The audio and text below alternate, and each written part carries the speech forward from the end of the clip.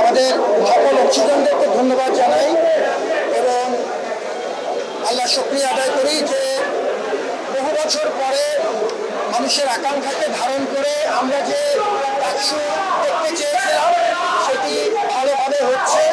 আপনারা নিজেরাই দেখেছেন প্রায় 70% চাইতে বেশি ভোট অলরেডি কাজ পেয়েছে বিভিন্ন আয়োজনে এবং গড়পড়তা মানুষের মধ্যে ব্যাপক উদ্দীপনা উৎসব আছে। তো আপনারা সাংবাদিক হিসাবে সবচাইতে ভালো জানেন এবং আমরা আশা করছি যে আমরা যথাসময়ে ভোটের কার্য শেষ করতে পারব। 4টার পরেও যারা লাইনে থাকবেন তাদেরকে পূর্ণ সুযোগ দেওয়া হবে এনক্লোজারের ভিতর নিয়ে ভোট কার্য যাতে তারা আনন্দের সাথে করতে পারেন।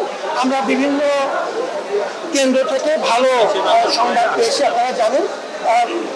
একটি ছোট ঘটনা যেটা ঘটেছে, দুটো ঘটনা এরকম ক্ষেত্রে এই পুরো আয়োজনে জানেন যে 810টি আমাদের বুথ এবং 8টি কেন্দ্র, প্রায় 40,000 ভোটার এবং 70 বেশি। শুধু আপনার এখন যেখানে আমরা কথা বলছি এই কেন্দ্রেই 70-এর বেশি, 70 বেশি ভোট কাজ হয়েছে বলে আমাদের প্রাথমিক আমরা যে ধারণা করছি। সুতরাং একটা ব্যাপক সাড়া পাওয়া গেছে আশা করছিলাম। একটা ক্ষেত্রে যেটা হয়েছে যে আমাদের এটা কার্জন হলের ক্ষেত্রে, আমাদের অমর একুশে হলের ক্ষেত্রে ভুলক্রমে অনিচ্ছাকৃত দুটো আমাদের ব্যালট চলে গিয়েছিল। তো সেটি যিনি ভোটার ছিলেন তিনি অত্যন্ত এটি খুশি মনেই আবার ভোট দিয়ে সেটি শান্তিপূর্ণ মীমাংসা হয়েছে।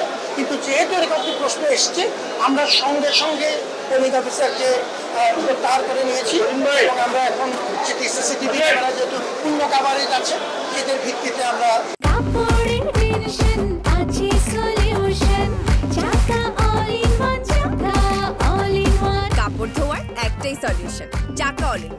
প্রয়োজনীয় আবার এটাকে তদন্ত করবে এবং যদি কোনো ত্রুটি কারো থাকে ন্যূনতম আইনানুগ ব্যবস্থা নেওয়া হয়।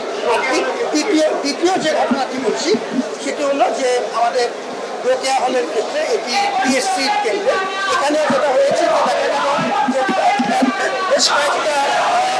বেশ কিছু একটা ক্ষেত্রে ওই ব্যালটগুলোর ভেতরে ঢুকলেন। আমাদের যিনি ভোটার ছিলেন তিনি বেরিয়ে আসার পরে বললেন যে একটা ব্যালটে 8 থেকে কাটতে আছে। তো যেহেতু তিনি কোনো অভিযোগ করেননি কিন্তু পরে বেরিয়ে এসছেন, সেটিও শান্তিপূর্ণভাবে বদলে দেওয়া হয়েছে এবং করা হয়েছে। তারপরে এটিকে আমরা সঙ্গে সঙ্গে আমরা প্রয়োজনীয় ব্যবস্থা নিয়েছি এবং এর জন্য আমরা সিসিটিভি ক্যামেরার মাধ্যমে যে তদন্ত করা প্রয়োজন সেটি আমরা করব। এই ব্যাখ্যাগুলো সংশ্লিষ্ট আমাদের যে রিটার্নিং অফিসার আছেন তারা আপনাদেরকে আরও বিস্তারিত বলবেন। আমি যে কথাটা খুব পরিষ্কার বলেছি, এটি আমাদের শিক্ষার্থীদের প্রাণের দাবি, এখন সেটি দেশের দাবিতে পরিণত হয়েছে। এবং আমরা আমাদের শক্তি হচ্ছে পূর্ণ স্বচ্ছতা।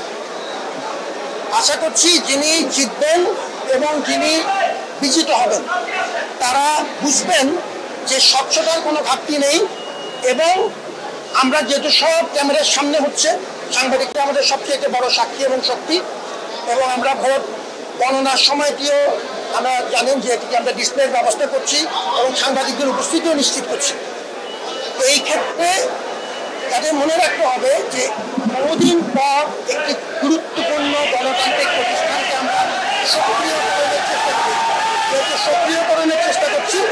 এই ক্ষেত্রে আমাদের উচিত হবে যে বিজয়ী এবং বিজিত তারা গুরুত্বপূর্ণ ভূমিকা রাখবেন। এক্ষেত্রে